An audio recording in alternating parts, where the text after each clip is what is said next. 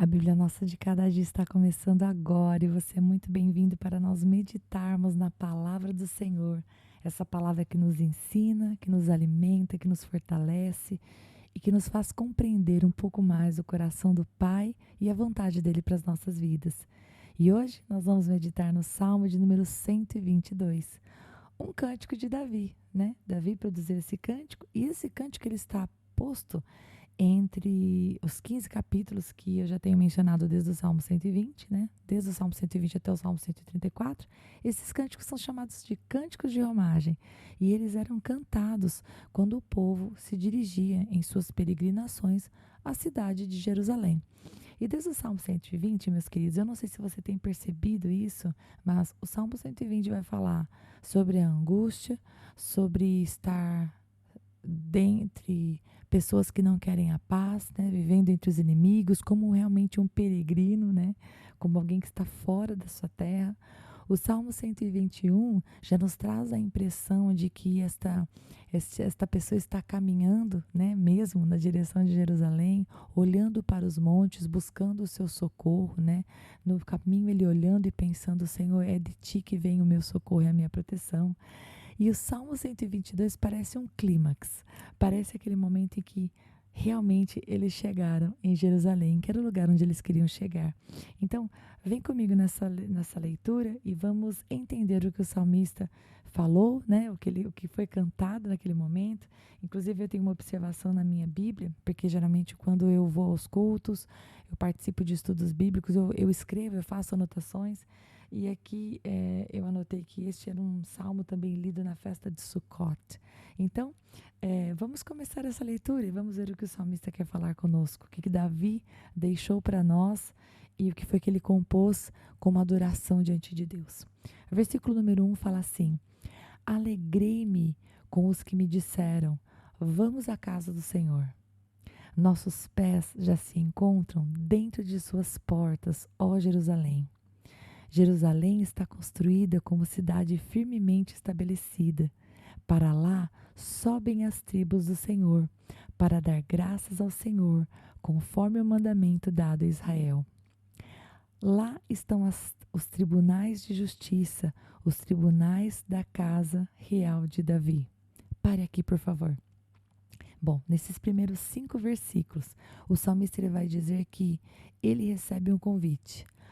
E esse convite, esse chamamento é: vamos à casa do Senhor. E o salmista vai dizer que ele sente alegria, né? O início do salmo diz: alegrei-me com os que me disseram. Então, com alegria, ele se prepara para ir até a casa de Deus. E agora o versículo 2 vai dizer que eles já estão dentro dessas portas, eles já chegaram, eles já não estão mais em peregrinação, eles chegaram ao seu objetivo. E qual era o objetivo? Estar na casa do Senhor para dar graças, como diz o versículo 4. Mais do que a união, porque quem eram aqueles que se dirigiam à casa do Senhor? Eram as tribos. Não eram, vamos dizer assim, um grupo de pessoas igual e com as mesmas características. Quando a gente para ver as tribos de Israel tinham várias características diferentes, pessoas diferentes. Então, eles iam para aquele lugar não apenas por uma questão de identificação ou porque necessariamente gostavam um do outro ou porque eram iguais, mas o objetivo deles irem até a casa do Senhor, como é mencionado no versículo 1, é para que eles dessem graças, como é mencionado no versículo 4.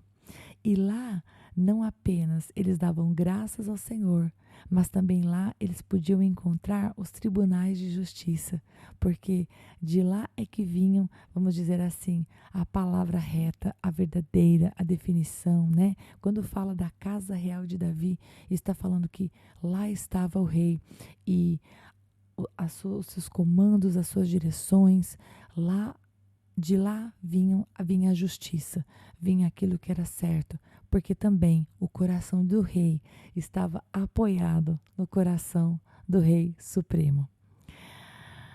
E a continuação desses versículos agora vai trazer para nós o salmista nos dando como se fosse uma ordem, né? A construção do verbo do versículo 6 coloca para nós um imperativo. Diz assim: orem pela paz de Jerusalém. Vivam em segurança aqueles que te amam. Haja paz dentro dos seus muros e segurança nas suas cidadelas. Em favor de meus irmãos e amigos direi: paz seja com você. Em favor da casa do Senhor nosso Deus, buscarei o seu bem. E aqui Davi conclui. Nesses últimos versículos do Salmo, ele vai pedir para que nós oremos, né? Enquanto estava sendo cantado, falava a respeito daqueles que estavam ouvindo, mas agora esse salmo chega aos nossos ouvidos, portanto está falando conosco. Ele vai dizer: orem pela paz de Jerusalém, que haja paz, né, que viva em segurança todos aqueles que amam essa nação, que haja paz dentro dos muros, né, de Jerusalém, que haja segurança e que em favor dos seus irmãos a gente declare paz. Bom, nós temos que olhar para esse salmo como um texto que foi escrito para aquele tempo, mas que, assim como nós aplicamos todos os salmos e todos os capítulos da palavra do Senhor às nossas vidas, assim como nós buscamos trazer o entendimento do mais importante do texto para que a gente traga aquilo não apenas como um conhecimento adquirido, mas como algo diário e algo que pode ser vivido hoje, esse salmo ele nos convida a nós nos alegrarmos e orarmos. Orarmos por quem? Orarmos pela cidade santa, orarmos pela cidade escolhida pelo nosso Deus, né? Jerusalém. Mas nós também somos convidados a adorar ao Senhor em unidade.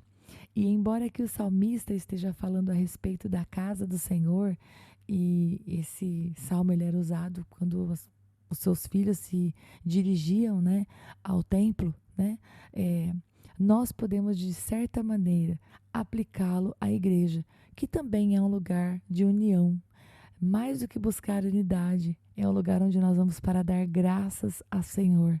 E como corpo de Cristo, como igreja, nós nos reunimos, pessoas tão diferentes umas das outras, para dar graças, para adorar e nos alegramos, né?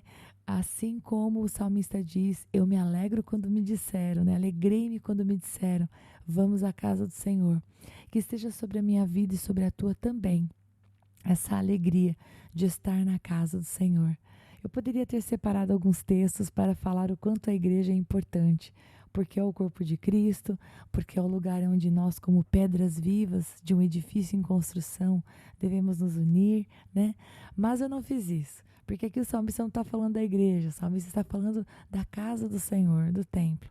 E o que nós podemos com certeza aplicar às nossas vidas é que tem que haver alegria quando nós vamos à casa do Senhor adorá-lo como um grupo, né, em unidade, todos juntos, embora sejamos tão diferentes. E que não falte em nós esta oração. Se você nunca orou pelas nações, e claro, o texto está falando especificamente sobre Jerusalém, sobre pedir paz sobre os seus muros, sobre pedir guarda e proteção. Mas eu gostaria de ampliar, né, essa ideia de nós orarmos por uma nação e convidar você a ser uma pessoa que intercede, pedindo paz sobre Jerusalém, pedindo paz pelos seus muros e pedindo também paz pela sua nação, pedindo paz também sobre a nação que abrigou você. Se você, assim como eu, você já não mora mais no Brasil, você precisa orar pela nação, pela sua nação. A sua nação materna, né, o povo de onde você veio, você tem que orar pelo Brasil, você tem que orar pelos seus governantes, você tem que orar para que haja paz nas suas fronteiras, você tem que pedir, como a própria palavra do Senhor nos exorta, pedir, orar pelas autoridades para que nós alcancemos paz, né, por aqueles que estão investidos de poder de decisão, para que as decisões que eles tomarem sejam boas decisões e que venha sobre nós um governo justo, certo? Então, esse salmo ele vem trazer para nós esse senso de que agora o peregrino chegou, ele já está no lugar de adoração. Como diz o versículo 2, né? Nossos pés já se encontram dentro de suas portas, ó Jerusalém. E que haja paz em Jerusalém, que haja paz nos seus muros, que haja paz na sua nação, que haja paz no Brasil e que haja paz no teu coração neste dia. Em nome de Jesus. Eu te vejo amanhã, se o bom Deus permitir, para nós meditarmos em mais um salmo, em mais um capítulo da palavra do Senhor. Até lá!